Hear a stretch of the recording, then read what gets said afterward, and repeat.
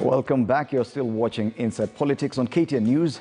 Now, Kanu delegates from all the 47 counties on Thursday endorsed party chairman Gideon Mois to be the party's presidential flag bearer in the coming general election. In his acceptance speech, the Baringo senator promised to prioritize the fight against corruption if elected the country's fifth president. The last time the Independence Party had a presidential candidate in the elections was in 2002, when Uhuru Kenyatta unsuccessfully ran for the top job on the party's ticket. What does Kanu's grand return to competitive presidential election politics mean for the competition? I'm still in studio with Wakili Kipchumba Karori, political analyst, Roslyn Obala, political editor at The Standard, Dismas Mukua, political risk analyst, and joining us on Zoom is Mark Bichachi. Let's start with you, Mark. I'm sure you watched what happened on Thursday at the Bomas of Kenya, the grand old Independence Party back in the presidential race. That was huge, but what exactly does that mean for the rest of the presidential candidates? Because curiously, we saw Raila Odinga, Kalonzo Musyoka and Musalia Mudavadi, whom themselves have indicated they're running for the same job, present at that endorsement. Well, that last statement you just made is what makes sense of it all.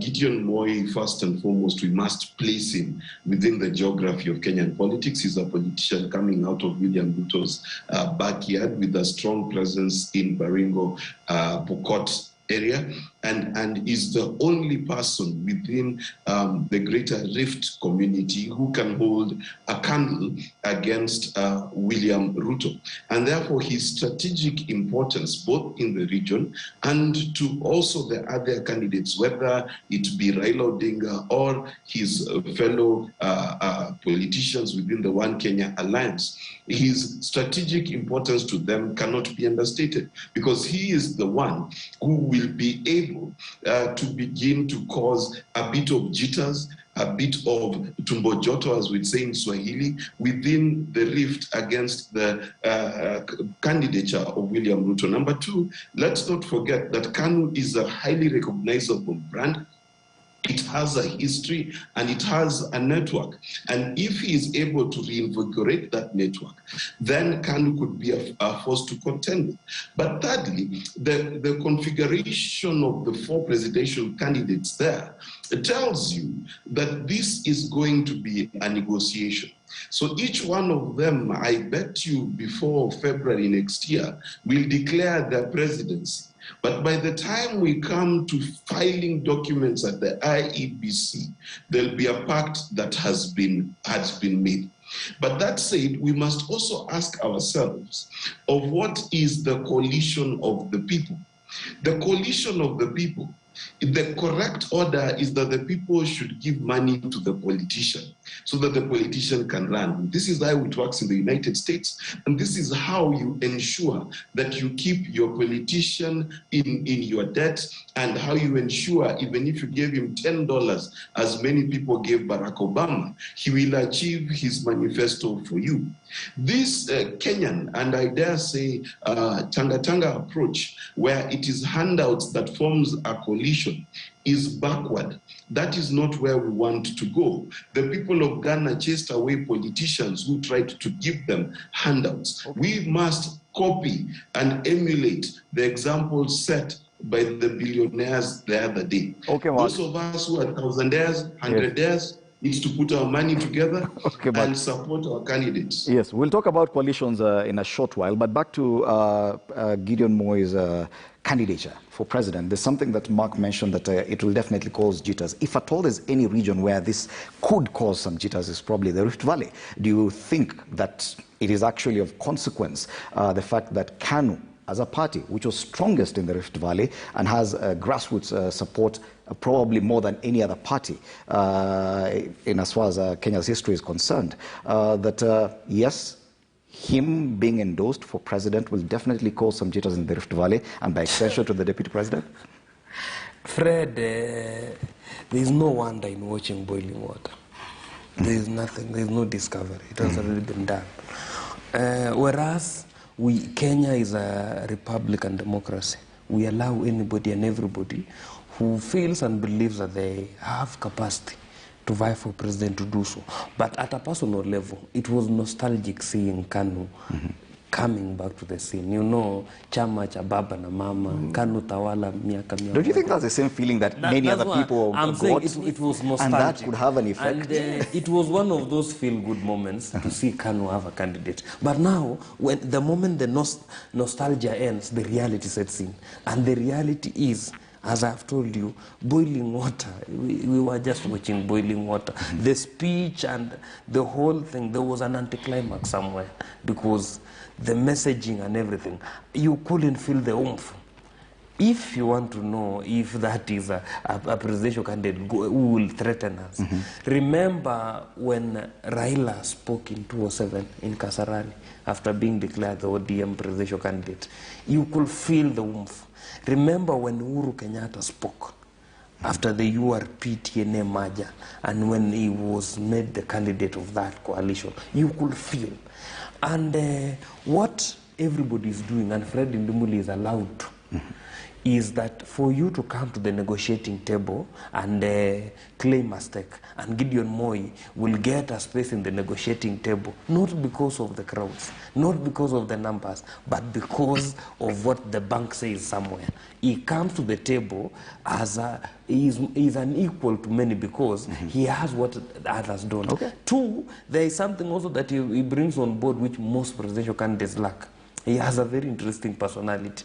And it is one of those things that you can go and watch is his personality. But whether he will cause jitters in Rift Valley, I think when we are seated in such a show, we should not extrapolate imagination. Would you really dismiss I'm what I'm not dismissing him, but I would like to remain faithful to the viewers and give them value for money. Okay, let's see if Rosaline Obala will also dismiss I don't agree with Wakili because Kanu is a party that you can't wish away. It's an independent party. It has grassroots structures, as you have said. And in this show, we've talked all the time that we have parties that have weak structures. And that is why you find every single election, we have a presidential candidate coming in on a different party platform, so that every single day they rejuvenate themselves. Now, seeing chama ya baba na mama coming back, and actually we are talking about Kanu fresh and reminding people where we came from. And the most interesting thing that happened at Bomas was that every person who came there had a history with Kanu. So like the entire political scene in this country has a bearing and something from Kanu. So I think if the party works towards that, then I think Kanu is a party that you cannot just today wake up and say it will not have anything. Two, they have already endorsed their presidential candidate. We've been talking about One Kenya Alliance, the principles coming out and seeking votes across the country. Now that Kanu is sitting on the table and they have a presidential candidate, it will be very good for them now to negotiate on the basis that we are equals. All of us are presidential candidates. Whatever deal we are striking that this is what we're bringing on the table, as opposed to having Kanu just sitting on the periphery. Remember, they're making a comeback 15 years later after the President Uhuru Kenyatta made a stab in 2002. So for them, this is a big milestone. And it can actually teach the other briefcase political parties that are actually being founded just during the elections that actually you can live as per what Joseph Kamoto said. We are actually living to it. Okay. Let's see if the Duke of Mosojo will agree or dismiss the kind of opinion being given here. The Wakili here dismisses as not necessarily consequential, the fact that Kanu has a presidential candidate, but Rosaline agrees that yes, this one will be of consequence.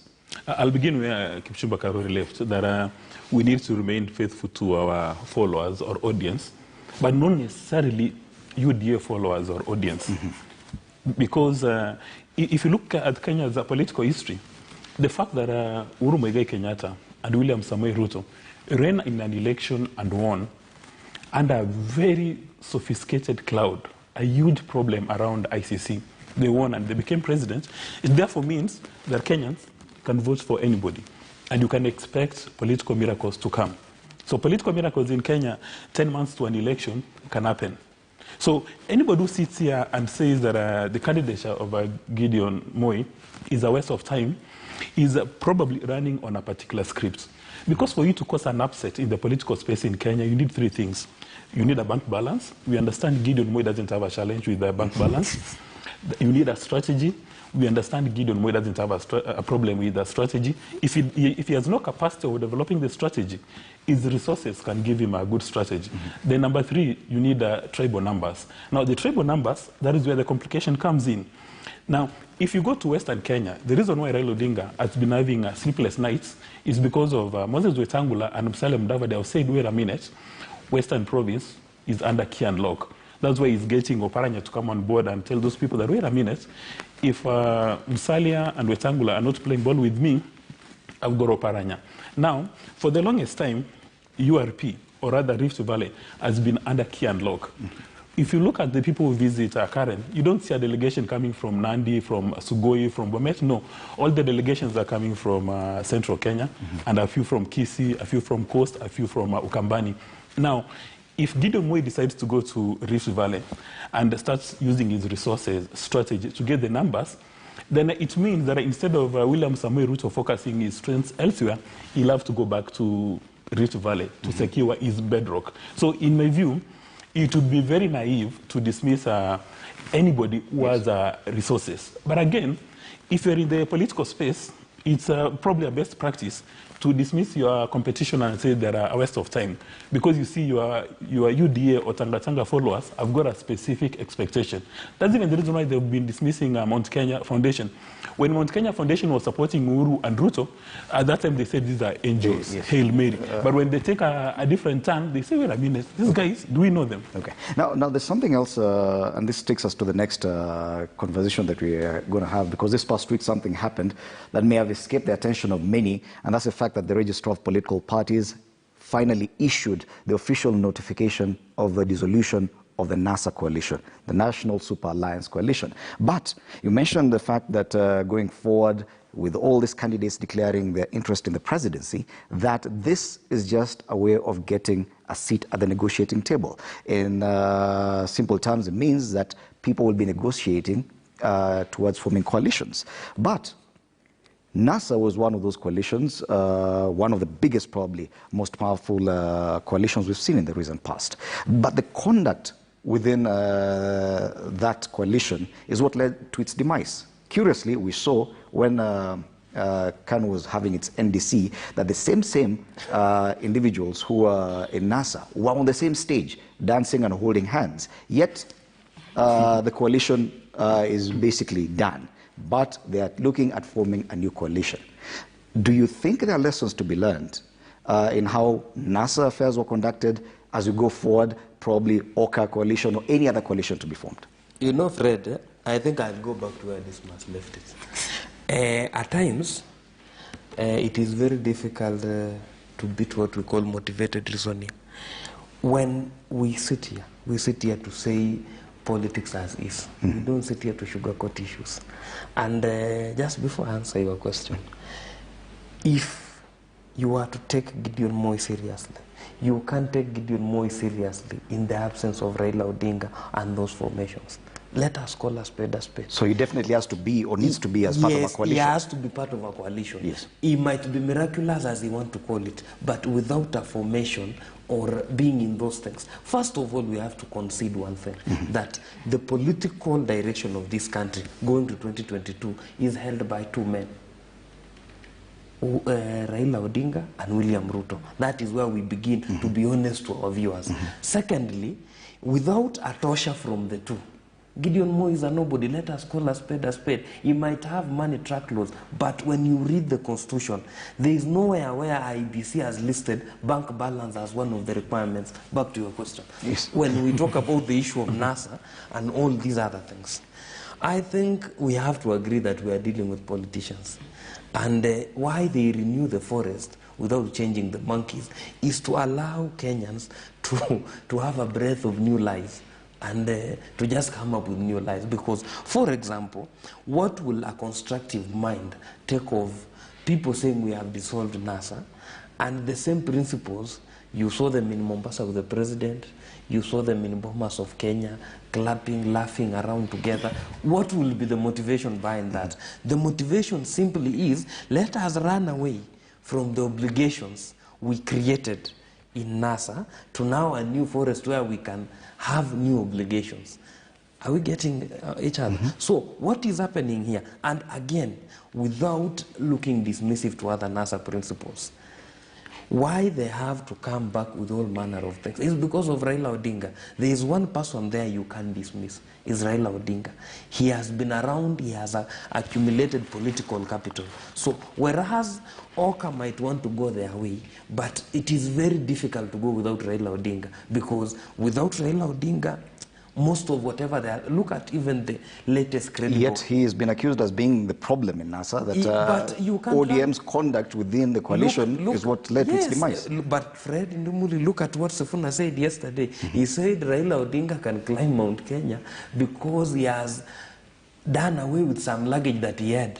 He doesn't have those, he called them leeches. So at the end of the day, when the Secretary General of ODM pronounces other people that way, it means that it is an unspoken thing in ODM that you are wasting our time. And then again, he gave it to Raila Odinga. When you look at the percentages, the other guys, Ghana, is around 9%.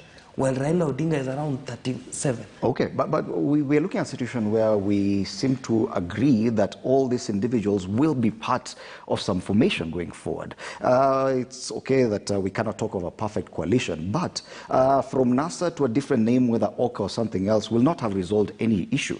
If at all they were to form a coalition now, what lesson would they learn from NASA? Because they would consider ODM as well. Actually, Fred, as much as we're talking about NASA, I think we should talk about Jubilee. Because in 2013, Jubilee came together, URP and TNA. And they had to dissolve. So because of that, yes, and I've said with others. Yes, and I've said with others. So you see, during that time, we were able to negotiate, and that is why we were discussing even in Parliament in terms of leadership, that URP got these positions and TNA got these positions. When it came to 2017, they decided to collapse and dissolve all those parties and have one. What has that led to? Now we are having, like in Mount Kenya, I don't know how many political parties. We are having UDA coming up. So even in terms of the conversation of going forward in 2022, we are talking about coalitions. And ODM has never shied from that. They've always said, as a single political party, it is next to impossible to form a government and get 50+1. So that is why even as the handshake team are working together, you see they're talking about a joint secretariat where they will craft a pre-election pact that if it is Jubilee and ODM, then it is a coalition and bringing others.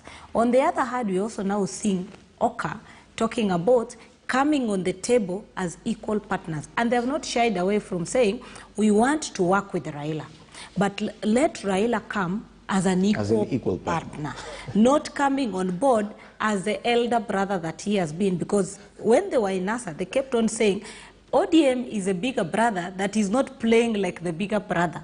It is actually killing the smaller brothers. Okay. So in this case, they are now forming the Oka team, where now when they sit, they're speaking as equals. And you can see the fate of... But is it possible to talk about equal partners when, even according to party strength, it is clear who's the bigger one? But that is why we are saying, if you look at even in Parliament now, yes, where Tangula actually lost his position as the minority leader because he was a single member in the House, and they were saying he cannot even chair a cattle But can we do away with this bully parties? Just a point, yes, just a quick one to push. Yes, even if you are to do a coalition between dogs and giraffes, we can't reduce the size of a giraffe. So even when you are doing a coalition with ODM, yes, you must know that ODM is ODM. So there's nothing like equal partners in a coalition. You can't have those things. Yes, this was. In business studies, there's an interesting subject called mergers, acquisitions, and alliances.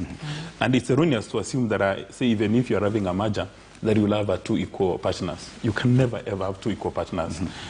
I mean, in the political space, members of the National Assembly, the strength of the party leaders, their bank balances, and all these things, you can never, ever have a merger of equals. But coalitions are going to be a key part of our political space in Kenya. And they come in two forms. Either they can come through political parties, or they can come through powerful political personalities. Like, for instance, when you look at UDA, UDA is a coalition of powerful political personalities. Look at Rigathi Gachagua from Nyeri. He's a powerful political personality. He's not in UDA simply because maybe he loves William Samoei Ruto or everything else, but you know, there's the subtle promise that you're going to be my running mate. Look at Kamau Ishungwa.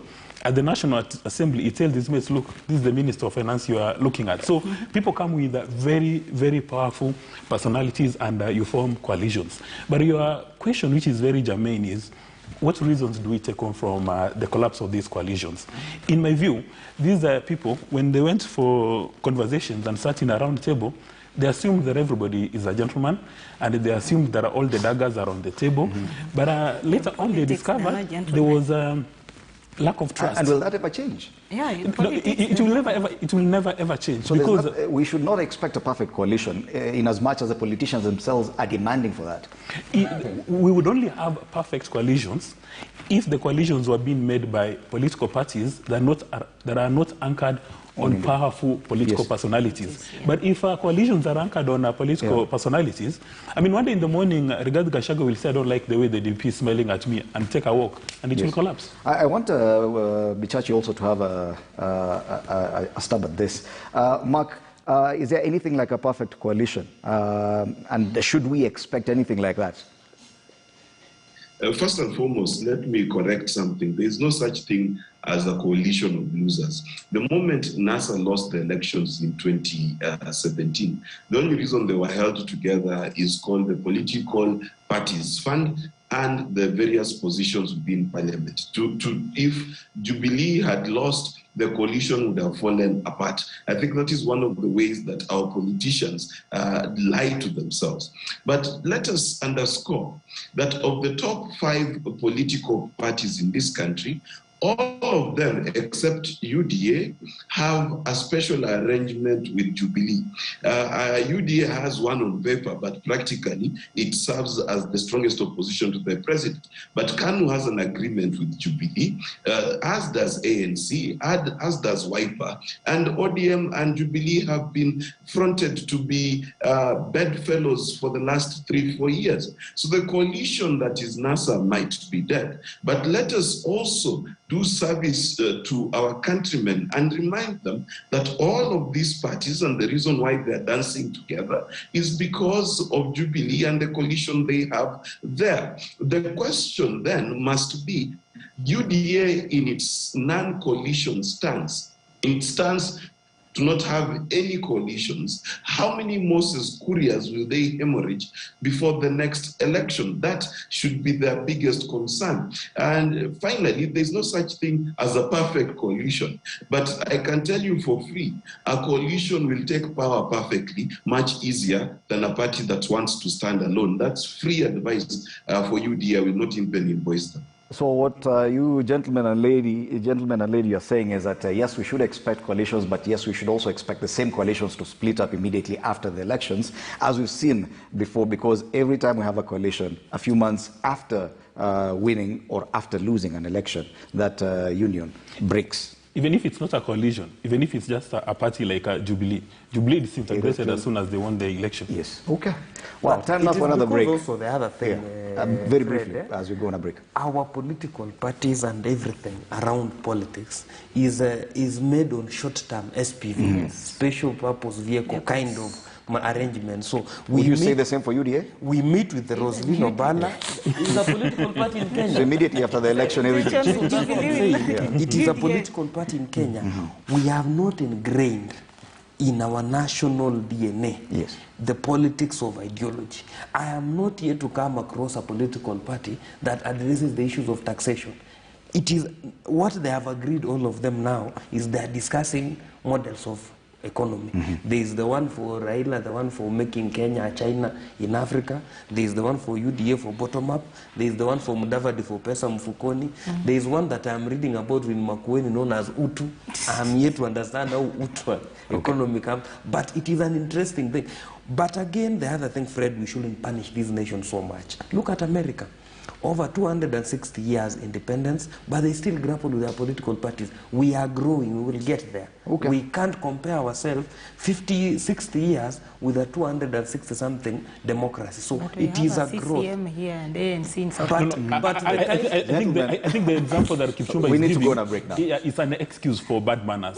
We cannot allow bad manners. We can't give excuses. Yet we seem to admit that that is how our parties are, and the bad manners will continue either just before the elections or immediately after the election. Whether you lose or win, the party disintegrates. But change starts with acceptance that we are here. Okay, time now for another break. You're still watching Inside Politics. We'll be back after this.